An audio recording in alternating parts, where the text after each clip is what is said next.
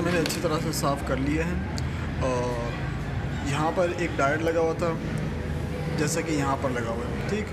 यानी सबसे नीचे जो वॉल्यूम का बटन था वहाँ पर भी एक डायोड लगा हुआ है, दरमियान वाले से भी ये रिमूव हुआ पड़ा है, और जो पावर का बटन है वहाँ पर भी एक डायोड लगा हुआ था, वो भी रिमूव हुआ पड़ा है। और इसका पावर बटन का जो पॉजिटिव था उसमें जो वैल्यू आनी थी वो वैल्यू भी नहीं आ रही थी, क्योंकि डायोड का जो कनेक्शन था वो वहाँ से डैमेज था। तो सबसे पहले मैं आपको दिखा दूँ कि आपने बटन को रिमूव कैसे करना है। इस तरह के जो बटन होते हैं उन्हें रिमूव करना बहुत ही आसान होता है। तो आपने सोल्डिंग वायर लगा लेनी है इनके, जैसे इसके 4 प्रिंट थे तो आपने दोनों प्रिंटों पर सोल्डिंग वायर लगा देनी है, कुछ ज़्यादा मकदार में लगानी है। और अब मैं नीचे से इसे ऊपर की तरफ पुश करूँगा, आहिस्ता से, ज़ोर से नहीं, और ये ख़ुद ब खुद निकलता आएगा।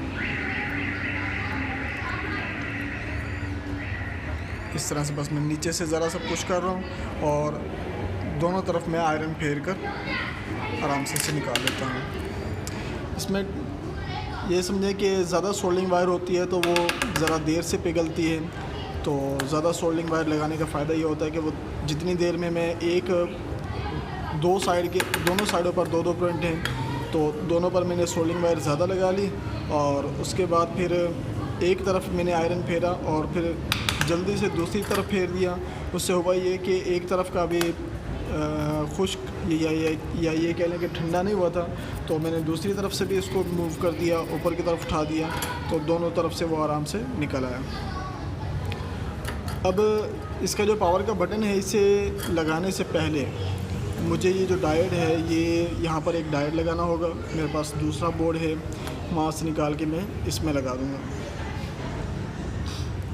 ये वाला जो बटन है ये सही है, ओके काम कर रहा है। दूसरा वाला जो था वो पहले वाला उसी बोर्ड का था और वो सही काम नहीं कर रहा था। एक तो इसमें बटन का प्रॉब्लम भी था और दूसरा डायोड का प्रॉब्लम भी था। तो अब बटन लगाने से पहले मुझे यहाँ पर डायोड लगाना होगा। डायोड का एक प्रिंट उखड़ा हुआ है, लेकिन फिर भी वहाँ पर ज़रा सा उसका जो है ना प्रिंट बचा हुआ है, तो वहीं पर मैं दूसरा डायोड लगा दूँगा तो वो काम करेगा। यानी पूरी तरह से नहीं उखड़ा, ज़रा सा उसका ज़रा बचा हुआ है, प्रिंट बचा हुआ है, तो वहीं पर मैं डायोड लगा दूंगा। और डायोड के बाद पहले मैं पावर बटन नहीं लगा सकता, क्योंकि अगर मैं लगा दूंगा तो इसका प्लास्टिक बहुत ज़्यादा वो होता है, नरम होता है, या ये कहने की अच्छी क्वालिटी का नहीं होता। तो अगर मैं यहाँ पर इसे पावर बटन को लगा कर डायोड लगाऊंगा, तो डायोड जो लगाना होगा मुझे हीट गन की हेल्प से लगाना होगा, और जब मैं हीट दूंगा डायोड को तो पावर बटन भी ख़राब हो सकता है। इसलिए मुझे पहले डायोड लगाना होगा, फिर पावर बटन लगाना होगा।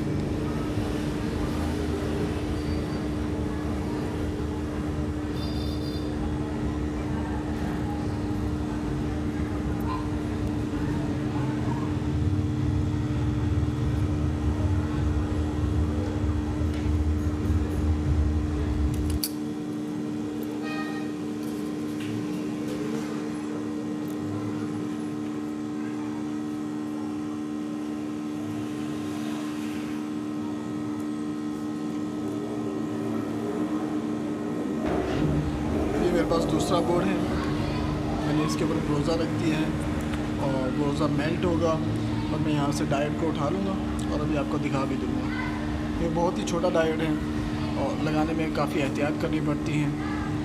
मैंने डायोड निकाल लिया और अब आप देख सकते हैं इसे, काफ़ी छोटा डायोड है, और अगर आप ट्यूज़र से इस पर ज़्यादा ज़ोर देंगे तो ये उड़कर कहाँ जाएगा आपको पता भी नहीं चलेगा। तो आपने ट्यूज़र से ज़्यादा ज़ोर नहीं देना होता, और ख़ास तौर पे जब अब मैं लगाने लगूँगा तो इसे पकड़ कर लगाना पड़ेगा, क्योंकि अगर मैं सिर्फ हीट पर इसे लगाऊँगा तो ये उड़ जाएगा। तो मुझे इस तरह से ये लगाना होगा।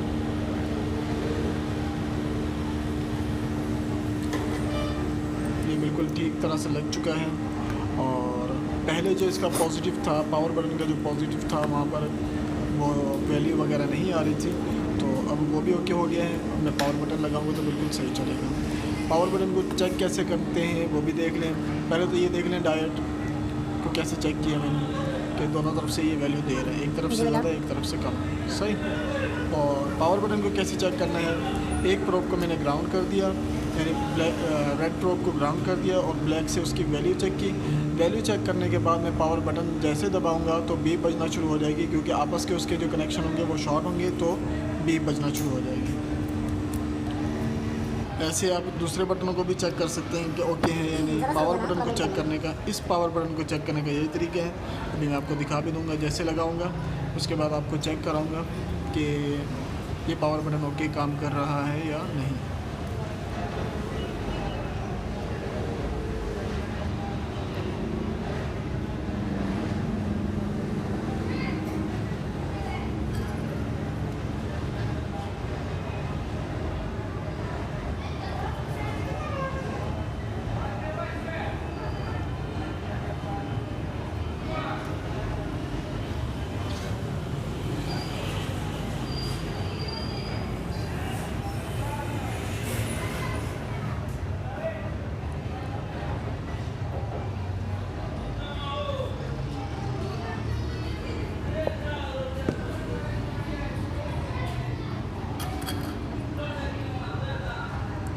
तो पावर बटन बिल्कुल सही लग चुका है और अब इसे चेक भी कर लेंगे। अच्छा, इसे वॉश ज़रूर कर लिया करें जब भी आप बटन लगाने लगें, क्योंकि इसमें ब्रोज़ा या कचरा वचरा चला जाता है जिसकी वजह से सही काम नहीं करता।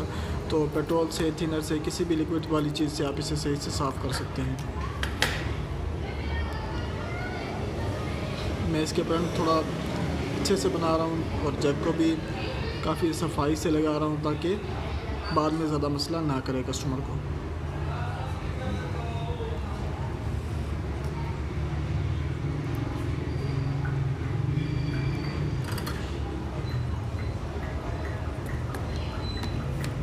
अब इसे चेक कर लेते हैं। एक प्रोब को मैं